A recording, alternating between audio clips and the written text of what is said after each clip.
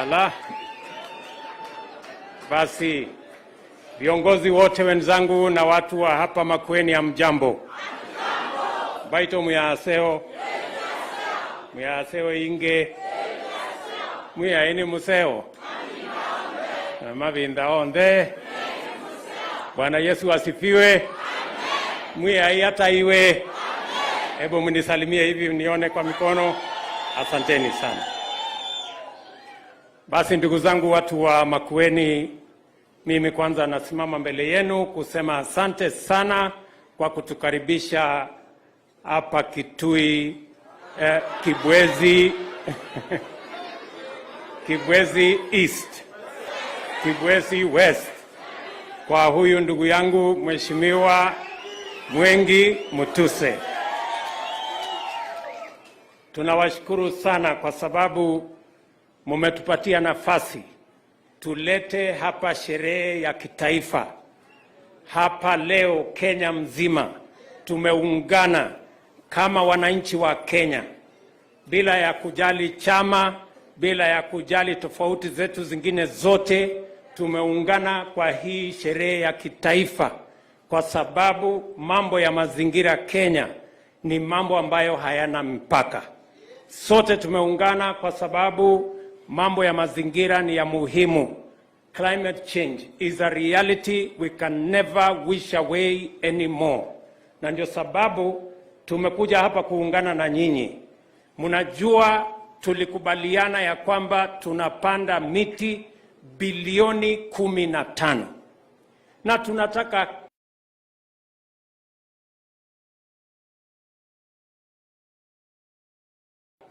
wajumuike na kupanda miti. Na ndio sababu hiyo siku hii ya leo tulisema ni siku ya kazi maalum, kazi ya kupanda miti katika taifa letu la Kenya. So tumekuja hapa na Wakenya wengine wengi wako kila sehemu ya Kenya katika shughuli hii ya muhimu ya kupanda miti. Na mimi nimeona vile mnafanya bidii hapa, na viongozi wenu kutoka governor, kupitia kwa mjumbe wenu, kupitia kwa MCS wenu, mimi nawaambia pongezi sana. Pia mimi nataka niwashukuru watu wa Makueni kwa sababu nilikuja hapa nikawasumbua siku nyingi. Mara mkikaa kidogo nimefika na mkutano, mara nimefika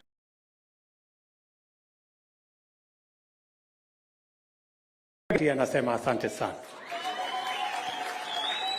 Najua hii Makueni ni mahali ngumu. Tulijaribu na Uhuru Kenyatta tukapata 4%. Tukajaribu tena 2017 tukapata 9%. Juzi nimeng'ang'ana mpaka nimefikisha 20%. Sasa mimi naona hapa mbele mambo iko sawa. Nitafanya bidii. Nikifanya bidii mtajaribu. Nitafanya bidii. Sawa sawa. Na mimi vile viongozi wenu wameuliza, huyu mbunge wenu Mwengi amesema nirudi hapa tena, na nimekubali, mimi narudi hapa tena. Leo nimekuja hii sherehe ya kitaifa, lakini kuna siku nitakuja ya county na ya constituency yenu hapa, na sio mbali. Na siku hiyo nitakuja nikibeba blanketi ya kulala. Ndio? Ndio? Na mama Recho yuko hapa amesikia. Sasa atanipatia ruhusa. Niambia. Ndio? So nitarudi hapa ndio tukuje tupange yale mambo viongozi wenu wameniandikia hapo. Tuko na kazi mingi ya hapa, na kuna vile nimepanga kazi ya hapa, vile mmesema, kazi ya maji, kazi ya barabara, kazi ya mahospitali, kazi zile zingine zote tumeshapanga vizuri. Nitakuja hapa niwaeleze na tukubaliane vile tutaisukuma iende mbele tukiwa pamoja. Mimi vile vile nataka niwashukuru kwa sababu katika hii sherehe ya kitaifa leo nimeona uzalendo mkubwa hapa Makueni, kwamba viongozi wote wamekubaliana ya kwamba hii sehemu ya Kwavenge hapa na hii sehemu yote ya Chulu Hills hapa tumekuwa ama tuko na water towers ama catchment areas 10. Ndio ulisema Mheshimiwa Governor? 10. 2 peke yake ndio iko protected. Zile zingine 8 zinahangaika. So kwanza, kabla hatujajipanga na vile tutakuwa na chakula ya kutosha, lazima tujipange kulinda mazingira, ndio mvua ipatikane, maji ipatikane, ndio tuweze kuzalisha chakula. Kwa hivyo kama kuna mpango itakayochangia katika kuhakikisha kwamba tuko na chakula ya kutosha, katika mambo ya cost of living, ni kuhakikisha kwamba tunalinda mazingira yetu, maji ipatikane, mvua ipatikane, tuzalishe chakula ili tuondoe njaa katika taifa letu la Kenya. Kwa hivyo jukumu tunafanya leo, hii kazi tunafanya leo ya kitaifa, ni kati ya mikakati ya kuhakikisha ya kwamba tunapunguza gharama ya maisha kwa kuhakikisha kwamba kuna mvua na maji, tuzalishe chakula ya kutosha, ndio tuhakikisha kwamba Kenya iko na chakula. So that is the primary essence of what we are doing. Na sote tumekubaliana ya kwamba miti bilioni 15 tutapanda. Kila mmoja wetu, mtoto mdogo, nilikutana na muungwana anaitwa Mutinda hapa, aliniambia amepanda miti 2, kijana mdogo hivi, na akaniambia anasoma shule nyingine inaitwa Kiambani hapo, na nimekutana na watoto wengine wapo Kiambani wakaniambia wanasoma hapo, na wamenipromise ya kwamba ile miti nimepanda pale, wakienda kuangalia yao wataangalia yangu. So kwa sababu hiyo sasa hao wanafunzi wamenifanyia hiyo kazi, wewe bwana mjumbe, nitakusaidia shilingi milioni 5 ya hiyo shule. Yawa hiyo shule ujenge vizuri. Ndio, ujenge vizuri. Ndio wale watoto nilikutana na wao wajue kuna jamaa alikutembea hapa. Si ndio? So hiyo hawa wanafunzi, watoto wetu, kila mmoja wetu, the point I'm trying to make is that this assignment of planting trees across Kenya is not about age, it's not about religion, it's not about party, it's not about the area you come from. It is about us as a nation and our future and the future of our environment and the future of our food security as a country. Kwa hivyo ni jukumu ya muhimu sana. Vile vile mimi nataka niwaulize, vile mumesema ya kwamba mnataka hiyo 10 wetlands zikuwe gazetted, hii ekari 2,000. Waziri nitamweleza, PS yuko hapa, PS Nixon yuko hapo, kesho aanze kazi hiyo na kaunti ya Makueni. Wale familia 83 naambiwa wako hapa, tutawashughulikia na tutawapatia makao mbadala, ama tutawapatia pesa waende wanunue makao mahali pengine. Watu 83. Sitaki kesho ikuwe 84. Hapana, tumekubaliana 83 full stop. Si namna hiyo? Alafu tunasonga mbele. Kwa sababu vile vile mimi nataka niwaambie watu wa KWS na wako hapa, waziri yuko hapa. Sasa tushikane mikono na county government ya Makueni, tuweke fence katika hii sehemu yote baada ya sisi kuifanyia gazettement, ili kusitokee tena encroachment katika hiyo sehemu. Watu tena waziende huko kufanya kilimo ama waende kufanya kazi nyingine. Pia katika ile regeneration itakuwa rahisi if we can fence this water wetland and water tower.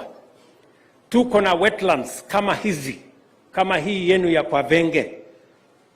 Waziri ananiambia tuko na wetlands 10,000 Kenya, ambayo inahitaji kazi kama ile tumefanya hapa leo. Na hiyo kazi tutaendelea nayo mpaka tubadilishe mazingira ya taifa letu la Kenya. Tuwe na maji ya kutosha, tupate mvua kwa msimu unaofaa, na tuweze kuzalisha chakula taifa letu, na tuweze kuendelea mbele kama wananchi na kama taifa, na tuhakikisha kwamba tunaacha nchi katika vizazi zinazokuja ambayo wataweza kujivunia. And all of us must work together in concert so that we protect our environment by doing the necessary, planting trees, preserving our wetlands, making sure that all water towers are protected, are fenced off, so that we can have assurance of better climatic conditions, a better environment, we can have regular rains, we can have enough water, we can grow food, we can have food security, and we can have a nation that we will hand over to the generations after us. So tutashirikiana sisi wote katika hiyo mpango. Na nimefurahi sana kufika hapa Makueni.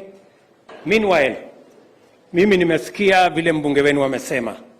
Mbunge wenu wamesema ya kwamba mko na KMTC hapa, na nilikuja kweli mpaka hiyo KMTC.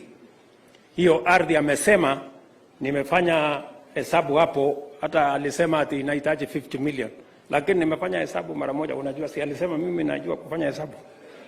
Nimeona inatosha 30 million, so nitakupatia 30 million wewe acha. Acha story yako. Mwisho, mimi najua hapa Ukambani vile mmeniambia mambo yenu ni kewo, maji na water. Si ndio? So kwanza niliwaeleza mambo ya Thwake na MCA wa hapa bwana architect amesema ya kwamba nilisema tunamaliza hiyo kazi Februari. Na mimi mtaniona hapa Februari. Tumesukumana na wale ambao wanafanya hiyo damu. Ile kitu imefanyika kidogo ni kwamba imeongezeka, tumeongeza ile damu kwa sababu tunaona kuna maji ya kutosha. So tumeongeza the dam by another 3 meters. Na nimetafuta shilingi bilioni 5 ingine zaidi ya kuweka kwa hiyo, ya kuweka hapa Thwake. Saa hizi tunaendelea na process pale katika Ministry of Finance, kwa sababu hii Thwake ni ya muhimu sana katika sehemu hii. Itatupatia maji ya Makueni, itatupatia maji ya Kitui, na itatuletea maji mpaka Konza City kule karibu na Nairobi. Si mnajua hivyo? Na hapa Ukambani ni mahali ya horticulture vile mjumbe wenu wamesema. Na tunataka hiyo maji itumike kuzalisha chakula katika sehemu hii. Na ndio sababu tumeweka pesa nyingi. This dam is among us, in fact is the largest dam in Kenya as I talk to you. Hii dam iko hapa kwa. Na wakati nilikuja hapa the first time, wakati Kiilu alikuwa mjumbe wenu, nilikuja hapo the first time na shilingi milioni 9 ya compensation, milioni 900 ya compensation. Watu hawakuamini ya kwamba hiyo dam itajengwa kwa sababu ilikuwa imezungumziwa miaka karibu 20. But I want to promise you, hii dam tunamaliza next year by God's grace. God willing. Tunaelewana? Na tunataka hiyo dam isaidie watu wa Ukambani. Tuko na dam zingine tumekubaliana. Mumeona tumeadvertise another 33 dams zikiwemo za hapa. Tuko na social dams ingine 25 tumeadvertise kwa sababu tunataka kutatua tatizo la maji kwa kuhakikisha kwamba we have sufficient harvesting and we have sufficient storage so that we can use it to turn around the fortunes of all areas of the Republic of Kenya. Tumekubaliana ndugu zangu watu wa Ukambani. So nitarudi hapa na hiyo maneno mwezi wa pili tutakuja tukubaliane sasa vile tunasonga mbele pamoja. Mwisho kabisa mimi nataka niwashukuru kwa ile kazi nyingine yote. Maneno ya affordable housing, mimi nikikuja hapa tayari hapa Makueni tumeidentify mahali tutajenga nyumba 10,000 ya kwanza hapa Makueni katika mpango ya affordable housing. Tunafanya kazi na county government yenu and we have a progressive working relationship with the county. Mimi nataka niwahakikishie tukirudi hapa, na nimeambia si mnajua kuna nyumba pale wote ilikuwa inaitwa civil servants, imejengwa since 1980, sasa 40 years haijakamilika. Hiyo nyumba nitaanza Januari na nitamaliza kabla ya June next year. Nimalize. Kwa sababu hii nyumba imengojea miaka ngapi? 40. Just imagine. Hii ni ukumbavu mkubwa sana. Na ni kwa sababu hatukuwa na mpango. Ndio wakati niliwaambia jameni, tuwe na mpango ya housing fund. Sio ya kwamba tulikuwa tunataka mtu yeyote awe na sababu yeyote. Ni kwa sababu unless you have a plan, it is said, if you have no plan, you are actually planning to fail.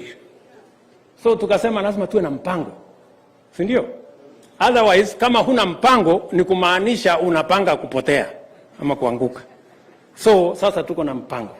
Na mimi nataka niwahakikishie hiyo nyumba 10,000 tukianza kujenga, tunahitaji vijana zaidi ya 15,000 watakaofanya hiyo kazi. Vijana wa hapa Makindu, mko tayari kwa hiyo kazi? Ama nyinyi ni wale wa kuchagua jembe? Sisi tulikubaliana kazi ni kazi. Ama pale tunahitaji architect, tunahitaji engineer, tunahitaji mason, tunahitaji electrician, tunahitaji plumber, tunahitaji watu wengine wengi hapo katikati. Hata watu ya mkono tunahitaji. Wewe mtu ya hapa Makindu, kwa hiyo kazi yote nimesema uweze kufikiria vile utajipanga na moja ya hiyo kazi. Utashindwa kujipanga na kazi moja, kwa hiyo yote nimesema. Mtajipanga?